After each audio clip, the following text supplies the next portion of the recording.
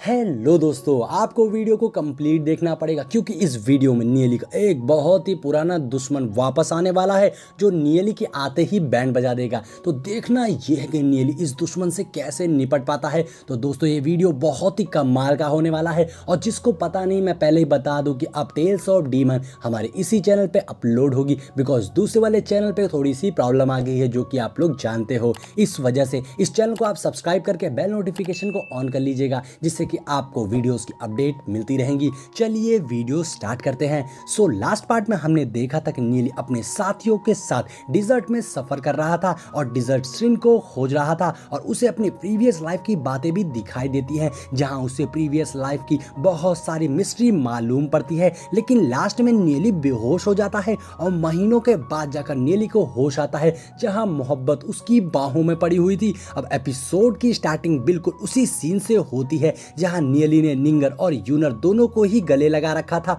जो देखकर चू को तो खुजली होने लगती है और चू कहता है ये लड़का तो बहुत ही अनबिलीवेबल है, देखो जरा इसको तो दोनों ही हाथों में लड्डू है, जिंदगी हो तो ऐसी हो। तभी एक लड़की चू का मुंह बंद कर देती है और फिर लिन कहने लगता है इसे पोस्ट एपोकलिप्टिक वर्ल्ड में लाइफ और डेथ के मुकाबले ये सब बहुत ही छोटी चीज है। अब इधर यूनर और निंगर पीछे होती है तो नियली सबसे पूछता है कि वो कब से कोमा में था और उसे कितने दिन से होश नहीं आया था, जिस पर लिन कहता है कि तुम 1 महीने से भी ज्यादा टाइम से बेहोश हो। जो सुनकर नियली के तो पैरों के नीचे से जमीन खिसक जाती है। तभी चू नियली से पूछता है कि उसकी बॉडी कैसी है, क्या वो ठीक है, जिस पर नियली अपनी सोल पावर को एक्टिवेट करता है जिससे वहां काफी एनर्जी रिलीज होती है। लेकिन नियली काफी ठीक लग रहा था। नियली कहता है फिक्र मत करो, मैं बिल्कुल ठीक हूँ और मुझे कोई इंजरी नहीं हुई है, मैं बस हल्का सा सर दर्द महसूस कर रहा हूँ और सच कहूँ तो मुझे खुद भी नहीं पता कि मैं कोमा में कैसे पहुंच गया। इससे हर किसी का टाइम वेस्ट हुआ है। अब हम बस इंतजार कर सकते हैं कि ड्रैगन मार्केट रियल्म का डोर ओपन हो। तो लिन नियली से पूछता है कि अब आगे क्या करना है, क्या नियली के पास कोई प्लान है आगे का, जिस पर नियली कहता है अब हमारे पास ज्यादा टाइम नहीं है, मुझे बस अपने लोगों के पास जाकर जल्दी से उन्हें गुड बाय कहना है क्योंकि इसके बाद कई साल बाद ही मुझे अपनों से मिलने का मौका मिलेगा। जिस पर यूनर नियली को सफर करने से मना करने लगती है क्योंकि नियली अभी अभी होश में आया था और उसके लिए अभी तुरंत सफर करना, इतनी दूर तक चलकर जाना ठीक नहीं होगा। इसलिए यूनर कहती है क्यों ना मैं किसी को अंकल के पास भेज दूं जो अंकल और उनकी फैमिली यानी नियली की फैमिली को यहाँ ले आए जिससे नियली उनसे मिल सके। जिस पर नियली को भी ये आइडिया अच्छा लगता है और वो यूनर की बात मान जाता है और यूनर को शुक्रिया कहता है, जिस पर यूनर थोड़ा शर्माने लगती है। और अब नियली और यूनर एक दूसरे को ही देख रहे थे कि तभी बीच में कूद पड़ते हैं नियली के ससुर जी यानी कि यूनर के फादर लॉर्ड, जो आते ही नियली को धमकाने लगते हैं। यूनर के फादर कहते हैं नियली अच्छा हुआ तुम फाइनली जाग गए, अगर तुम इतनी कम एज में मेरी बेटी को विधवा बनाकर चले जाते तो मैं तुम्हें छोड़ता नहीं,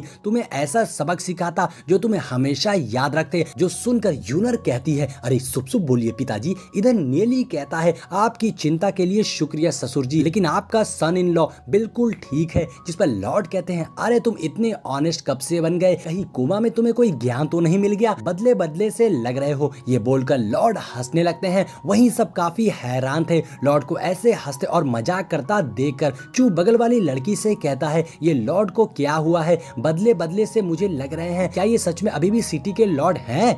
जिसके बाद लॉर्ड सबसे कहते हैं आप सब ग्लोरी सिटी की होप है और आप सब ड्रैगन मार्केट रियल्म जा रहे हैं, सब अपना ख्याल रखिएगा। हालांकि कुछ लोग चाहते हैं कि आप लोग ना जाएं लेकिन ईगल्स को आसमान की ऊंचाई तक जाना ही चाहिए। जिस पर नियली कहता है आप फिक्र मत करिए। तो लॉर्ड नियली के कंधे पर हाथ रखकर जोर से हंसने लगते हैं। तभी यूनर को याद आता है कि उसके ग्रैंडपा वहां नहीं आए हैं, इसलिए वो अपने फादर से पूछती है कि अजीब बात है ग्रैंडपा यहाँ क्यों नहीं आए। जिस पर लॉर्ड कहते हैं हाँ मैसेज तो ग्रैंडपा को भी मिला था लेकिन वो क्यों नहीं आए। तभी वहां एक ब्लास्ट होता है जो देखकर लॉर्ड कहते हैं दुश्मन का अटैक हुआ है, चलो देखते हैं। और अब लॉर्ड नियली और बाकी सब जल्दी से जंप करते हुए बाहर धमाके की ओर जाने लगते हैं देखने के लिए कि वहां क्या हुआ है। वहीं भागते हुए नियली हैरानी से कहता है कि इन दिनों लॉर्ड के हाउस को लार्ज फॉर्मेशन से गार्ड किया जा रहा है और कई सारे लेजेंडरी पावर हाउस भी यहाँ की हिफाजत कर रहे हैं। इसके बाद भी किसकी हिम्मत हो सकती है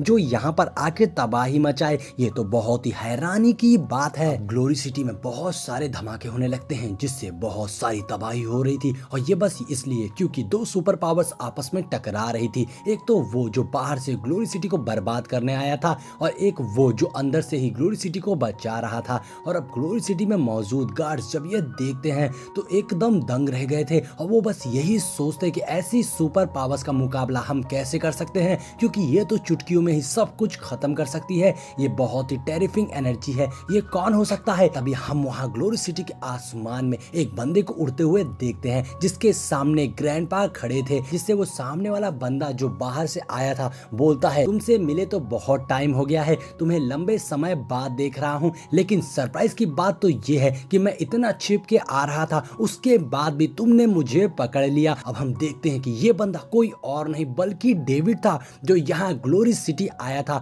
अब ये यहाँ क्यों आया है ये आपको आगे पता चलेगा, जिस पे ग्रैंडपा कहते हैं कई सालों के बाद डीमन लॉर्ड यानी कि डेविड हमारी ग्लोरी सिटी आया है, तो बताओ मैं तुम्हारे लिए क्या कर सकता हूँ। ऐसा कहते हुए ग्रैंडपा एक किलिंग फॉर्मेशन बाहर निकाल लेते हैं और ये देखकर डेविड स्माइल करते हुए कहता है, मैं इतने सालों के बाद ग्लोरी सिटी आया हूँ लेकिन यहाँ तो आप मेरा स्वागत ही नहीं कर रहे हो, ये अच्छा नहीं है। आखिर मैं भी तो इसी ग्लोरी सिटी का बंदा हूँ। जिस पे ग्रैंडपा अपने अटैक को अंदर रखते हुए कहते हैं, तुमने अपनी ही सिटी को धोखा दिया था। वहीं नीचे खड़ा नियली और सभी लोग वहां आ गए थे जो ऊपर डेविड को देख सकते थे। अब यहाँ डेविड हंसते हुए ग्रैंडपा से कहता है, तुम्हें लगता है कि तुम बिल्कुल सही हो, मैंने इस सिटी को धोखा दिया है या अंत में तुम्हारी सिटी ने मुझे धोखा दिया है। खैर छोड़ो, ये सब तो बहुत ही पुरानी बात है, मैं यहाँ पुराने जख्मों को खरीदने नहीं आया हूँ, तुम लोग जैसे भी रहो बस अपने में खुश रहो। जिस पे ग्रैंडपा डेविड से पूछते हैं, फिर तुम यहाँ क्या करने आए हो और मैं तुम्हारे लिए क्या कर सकता हूँ, तुम्हें हमसे क्या चाहिए।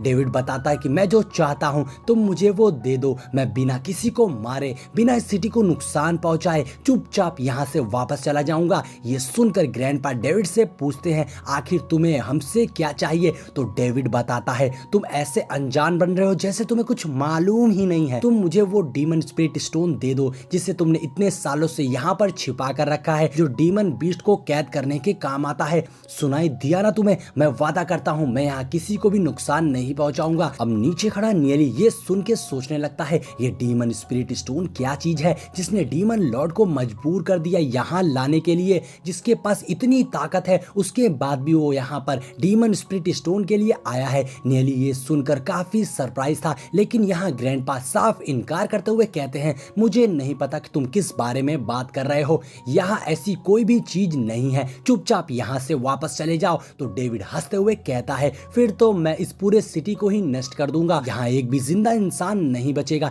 एक तो इस साला हंसता बहुत ज्यादा है और हंसते हुए डेविड अपनी पावर्स को दिखाता जो बहुत ही ज्यादा खतरनाक थी। डेविड के एकमात्र अटैक से ही पूरी ग्लोरी सिटी जलने लगती है और लोग डर कर यहाँ वहाँ भागने लगते हैं। ये देखकर तो मैं बस यही सोच रहा हूँ कि अच्छा हुआ नियली पहले डेविड से नहीं भिड़ा, नहीं तो डेविड तो इसे पटक पटक के मारता। अब नीचे खड़ा नियली जब इस तबाही को देखता है तो अपनी पावर्स का यूज करते हुए डेविड के ऑरे को चीरता हुआ उसके पास जाता है और अपने एक ही अटैक से डेविड के अटैक को डिस्ट्रॉय कर देता है, जिससे अब डेविड नियली को देख पा रहा था और कहता है, तुम फिर मेरे सामने आ गए। अब डेविड बहुत ही गुस्से में नियली को देख रहा था तो नियली भी एकदम अपने एंग्री मोड में होता है। और इसी के साथ हमारा ये एपिसोड यहीं पर एंड हो जाता है। दोस्तों इससे इतना तो समझ में आ गया है कि इसका अगला एपिसोड बहुत ही जबरदस्त होने वाला है। अब मैं बस ये देखना चाहता हूँ कि डेविड और नियली में अगर फाइट होती है तो कौन किस पे ज्यादा भारी पड़ता है, क्योंकि दोनों ही सुपर पावर्स हैं। तो भाई लोग अगला एपिसोड बहुत कमाल का होने वाला है, इसलिए चैनल को सब्सक्राइब करके बेल नोटिफिकेशन को ऑन कर लीजिएगा